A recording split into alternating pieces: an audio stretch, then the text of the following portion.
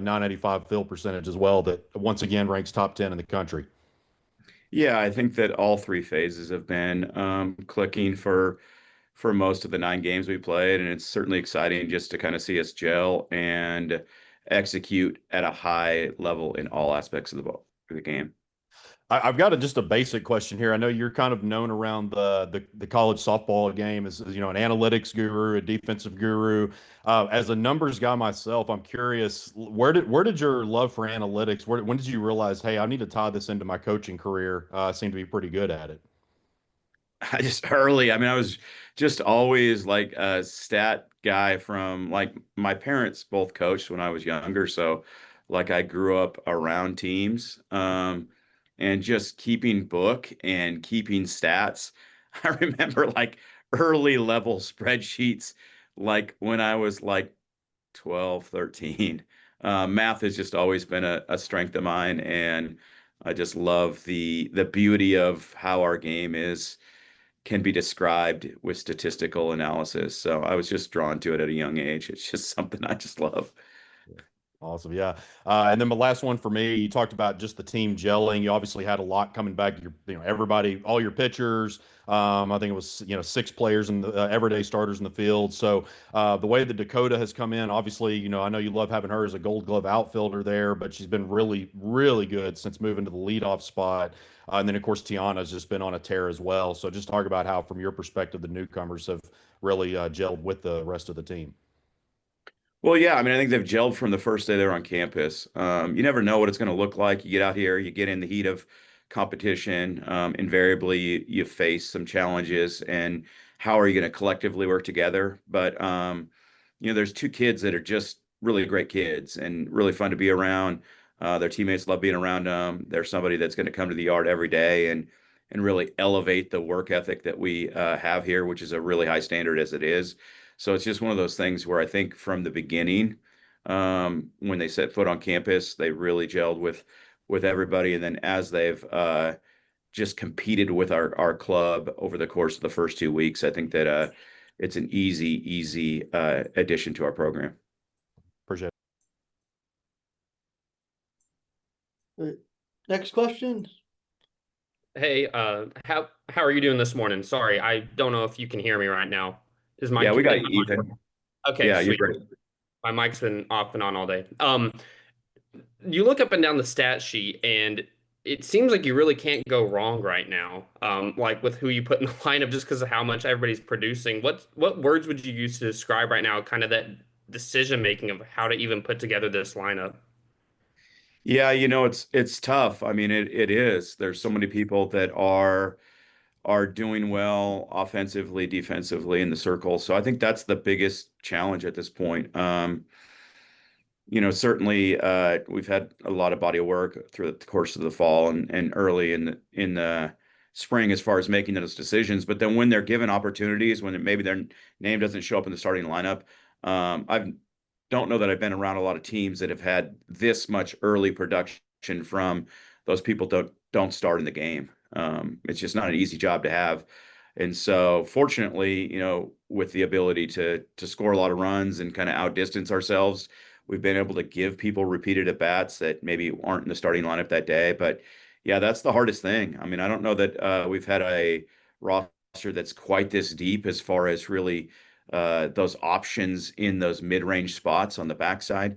And it's a challenge because there's, a certain amount of bats you've got to get, a certain amount of innings, and just a certain amount of time in this game to be able to kind of settle in and do your job. So it's a challenge to be able to divvy out all that. A lot's made in sports about, how you handle failure and bouncing back from losses and whatnot. But I'd assume that, handling, the type of success that y'all have had is probably a challenge on its own just because you don't want to get too high. I guess how are y'all handling right now? Whenever you run rule team one game and you got another one coming up later in the day, how do y'all, I guess, balance the not getting too high? Yeah, for us, it's just about the process. It's about the standard that's set here, the process of going about your work. I think that we understand, certainly within our program, the way the game can turn and just the way that failure rate within our sport can really start to turn and lump itself together. And so the way that you counteract that is with process. And so regardless if we win by 8, you lose by 8, you win by 1, you lose by 1, the process is always the same. So you get yourself back here, you go to work this week and excited about being at Bogle, but it's all about process. Yeah, you mentioned being back at Bogle. I'd have to think after being on the road a couple weeks that there's an excitement level to be back. What do you sense from the team, from the staff, just getting to play in front of the home fans? Yeah, I think there's no question. I mean, that is a big reason why you come to Arkansas, amongst other things, is to be able to play in this environment, in this stadium, in front of these great fans, in front of in front of these great fans. Dudley?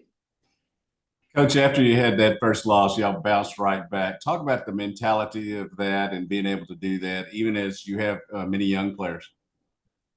Yeah, I think it was good for us to be able to play right away on the backside. I don't know that it would have mattered a lot if we would have had to sit till the next day. You know, it would have been the second game of the day.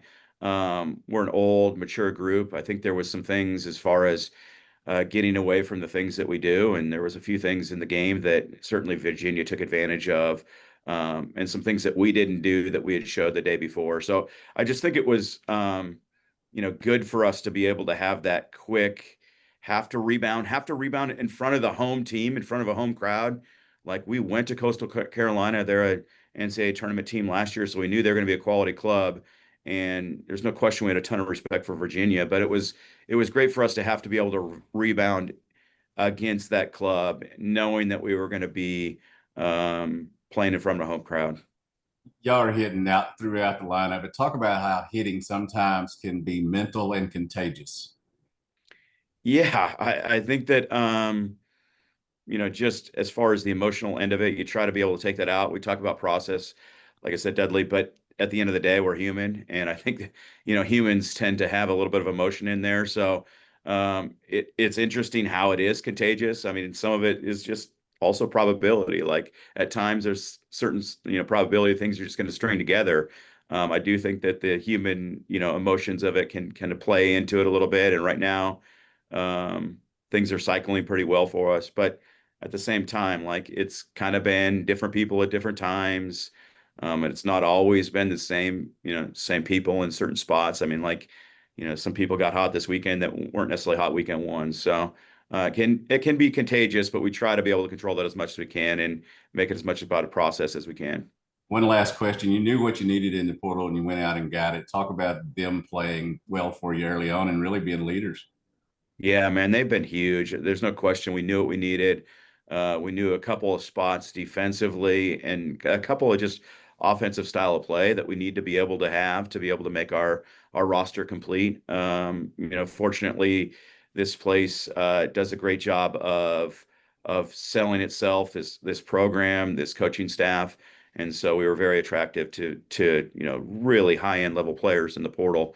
But yeah, they've been huge. They've been huge as far as just that veteran, mature level of play, knowing what you need to do to go about your business. And when you pair that with a roster that's that way, as well as some really talented young players, I think that they've been a huge addition for us. Appreciate it. Kyle? This is year 3 under DJ Gasso as hitting coach. I know you've been on staff since, basically the whole time that Courtney's been there. But when you look at what DJ, and I know this was a good hitting team before DJ got there, but the results have certainly spoken for themselves. So they talk about iron sharpens iron and y'all going against each other in practice. How much has he helped your career? And what are some things, maybe that I know you can't really speak for him, but some things that maybe y'all have learned from each other?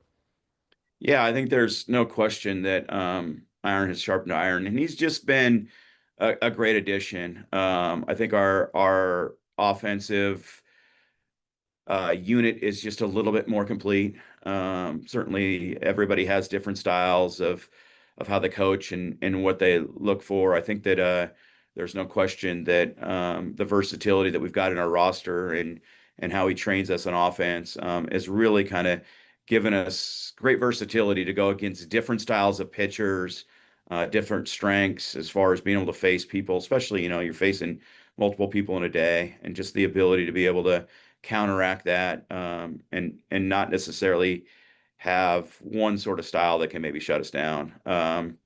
Yeah, it's just great to be around great minds. There's no question that he's a great mind. He's somebody that he gets a ton of buy-in. He's just a great person. Like at the end of the day, it's really enjoyable to work with great people that are really, really smart at their craft, really intelligent at what they do, and really kind of challenge each other on a daily basis to just think about the game in different ways.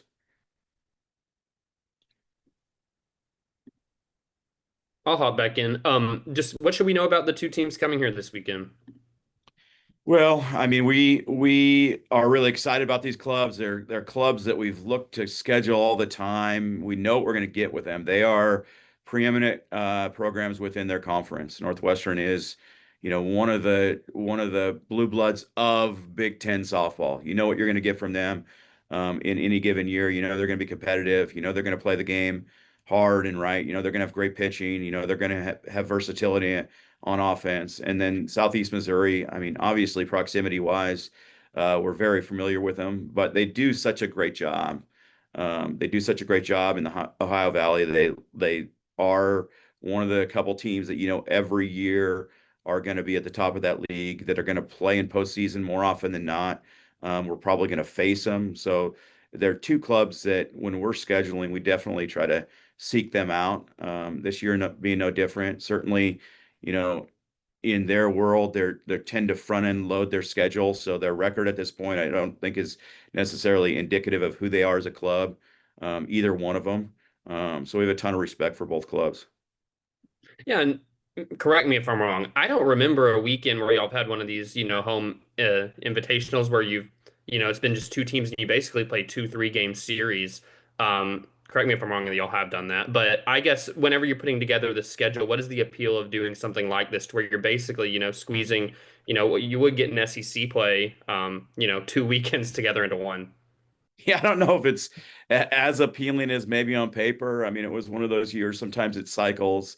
Like sometimes it's a challenge to get people to come, and sometimes it's really easy. Some weeks it's a challenge, and some weeks it's easy. If for some reason this particular week, this particular year, we just kind of struck out a little bit as far as um, getting people. We love the clubs that we've got. I don't know that any of the three of us would necessarily like to line it up as much as we are against each other, but in trying to construct a schedule that gets you up in number wise, up in an area that you'd like to be as far as just volume. And at the end of the day, they're going to be great RPI opponents. So I think there's a lot about it. It just was one of those things where this time of year, like especially when you're playing 2 games in a day, to line it up against like the same club 3 times over. I don't know that it's the most ideal thing, but same thing. We'll tackle that challenge. And then I'll end on this is I've been, told by just a lot of people like they feel like having Ella on the team, it almost feels like an extension of still having a part of Bree just because of the big personality and kind of how they are. I guess how nice is that you have somebody who I got to learn as a freshman under, such a veteran player in Bree and who can bring that kind of vocal energy to the infield. Yeah, I think there's no question. Both those players are amazing players, big personalities, high energy people that are vital to our team in that aspect. And there's no question that there's a little bit of a vacuum when Bree exits that. But Ella is somebody that's special that can kind of fill that vacuum, that continue to add on to. And I think she's just more comfortable as a sophomore. I mean, I think that she's somebody that is certainly extremely comfortable in her skin and extremely comfortable with who she is.